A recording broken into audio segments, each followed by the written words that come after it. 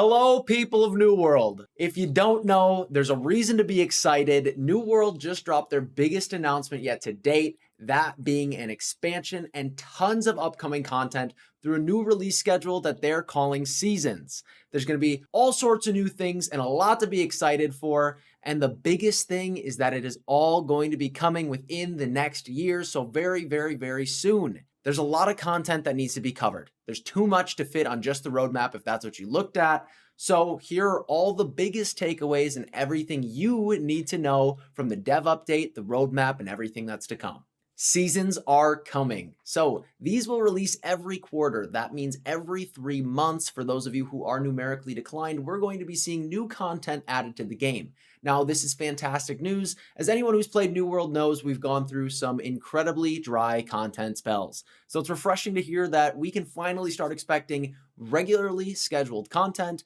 With each season, you're going to see some new systems, storylines, expeditions, the big seasonal pass that's going to have all these cosmetics and items in there and boost tokens, fun things. And the idea with this new pass is it's going to give you something to actually grind for. A lot of us sit and we war log, we expedition log. We don't truly just play the game, we just do the events in the game. This seasonal pass is going to give you that direction to be grinding things in between those bigger events, but also do it in a way that you want to. There's going to be a bunch of different cards on there that allow you to pick what you like to do to actually get your skins and cool things on the pass. So let's start to kind of meander around the dev update. It started with Seasons in Season 1. The biggest points here are the introduction of a new expedition in Season 1, a new quest line, following what I could have sworn they said was a Spirit Otter and a Warlock. Could have had bad hearing, and the first seasonal pass, a new heart rune, gear set storage, MSQ, events, and balance changes. Now they continue to introduce various other mechanics that are going to be released in later seasons, things like PvP updates to OPR, cross-server queuing, more balance changes, new areas, more expeditions, heart runes, and raids. Okay, raids for the PvE community, 10-player content. We'll dive into that in a second.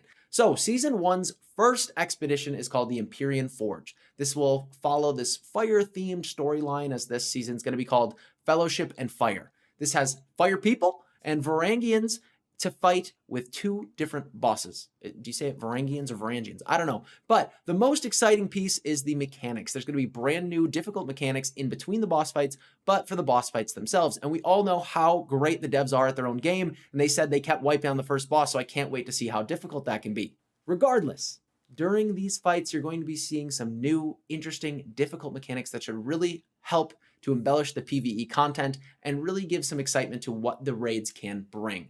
So we'll start with a new expedition.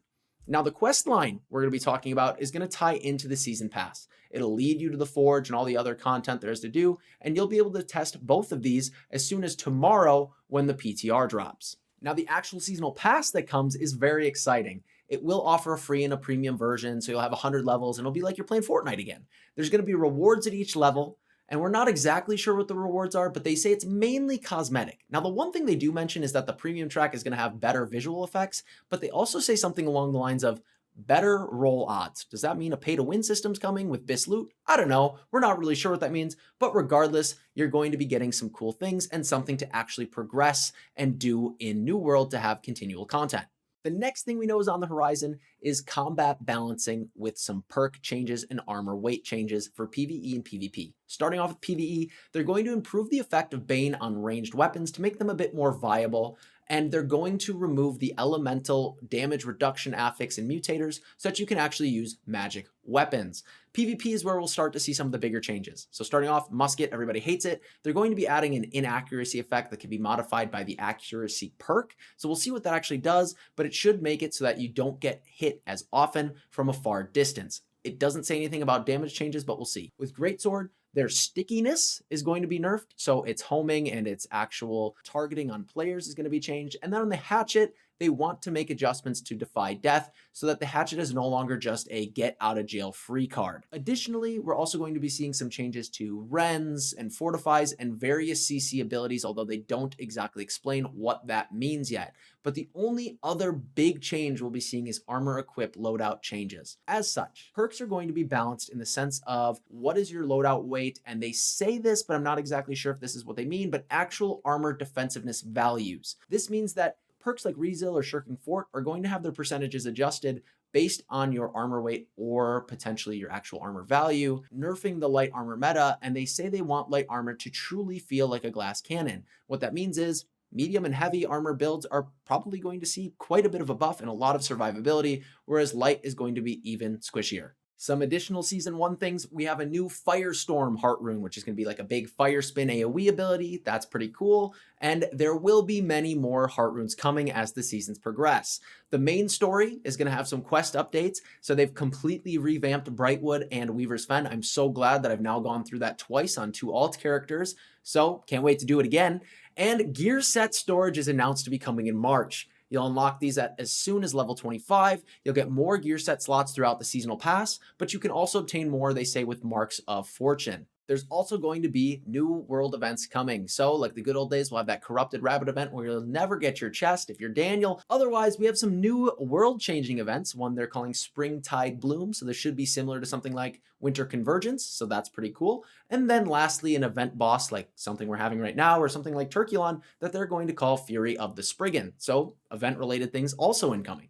Now, some other good things for Season 1, we're finally getting those colored visuals for damage and healing effects. Healing specifically, we didn't really know about, but you won't run into enemy sacred grounds thinking you're going to survive, or you'll end up in an enemy ice storm thinking it's your own. So that's pretty exciting as well. Also, quality of life changes for crafting adjustments. They'll focus on XP gains. They're going to make it so it remembers the materials you're crafting with when you do some bulk crafting. Wooden coins can be turned into charcoal, but they're looking for some other options for those too. Ammo drops are finally going to scale with your levels, so you won't get iron arrows and iron bullets all the time when you're doing a chest run or something.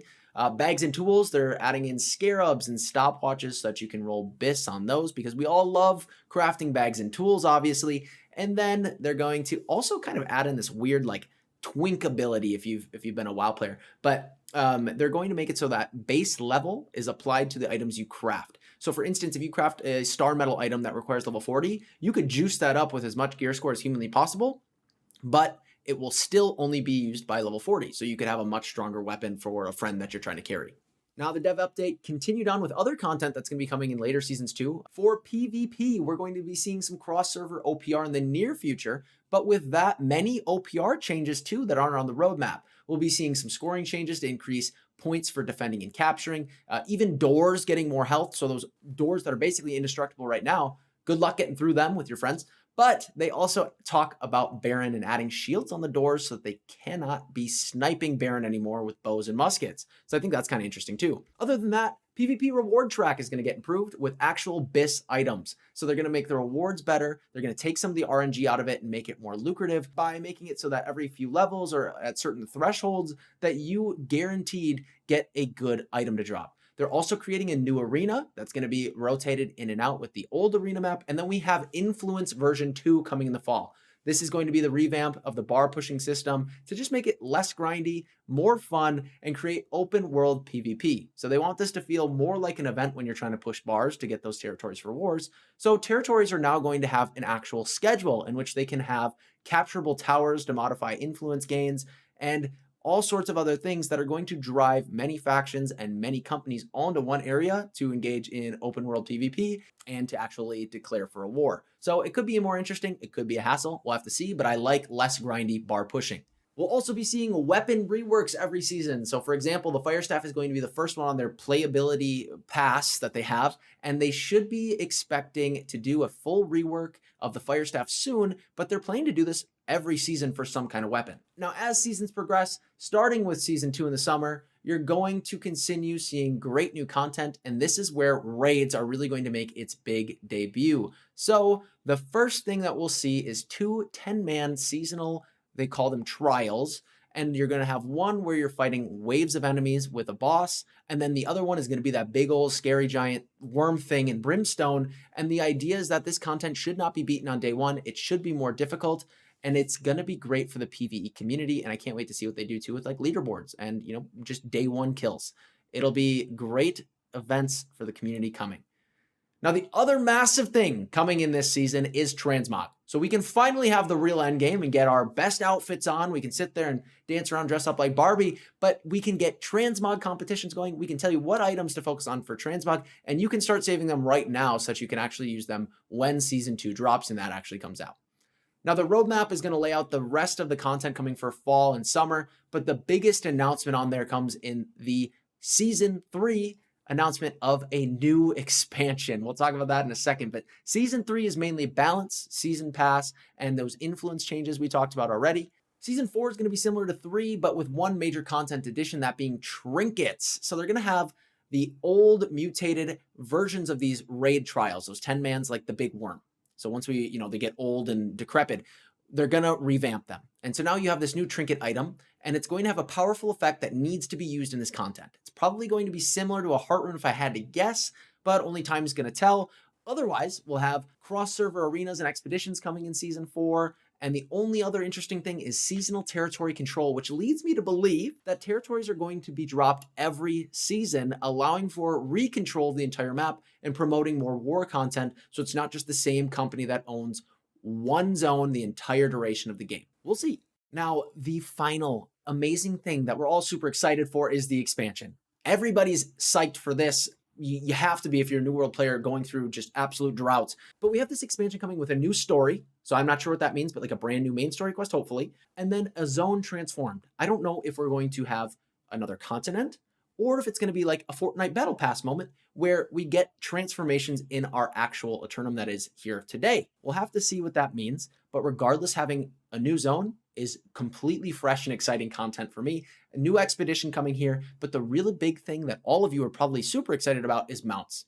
And that opens up mounts, more customization, cosmetics, collecting mounts, mount competitions, whatever, but it's just another aspect of the game that really adds to the entire world. And I hate walking. So having mounts in the game is going to be very, very exciting. We're also going to see our new weapon coming in the fall. So this is Season 3 that the expansion is coming out. New weapon? I'm going to guess it's the Celestial Gauntlet. That's my biggest guess. It is interesting that within these next 4 seasons, we do only see one weapon.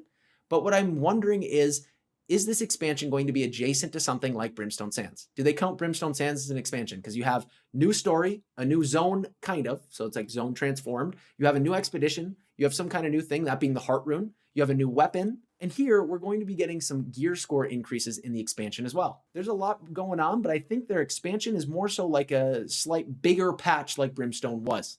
And it's probably not going to be paid content, but we'll have to see it, and we'll have more on that later. Regardless, this is all exciting when you start to dive into what is all on the roadmap, everything we've been asking for. It's the reason why it's taken so long to get content out, why it's been 5 months since we've had anything, and why our dev updates have just been fortunate terms. So I'm excited.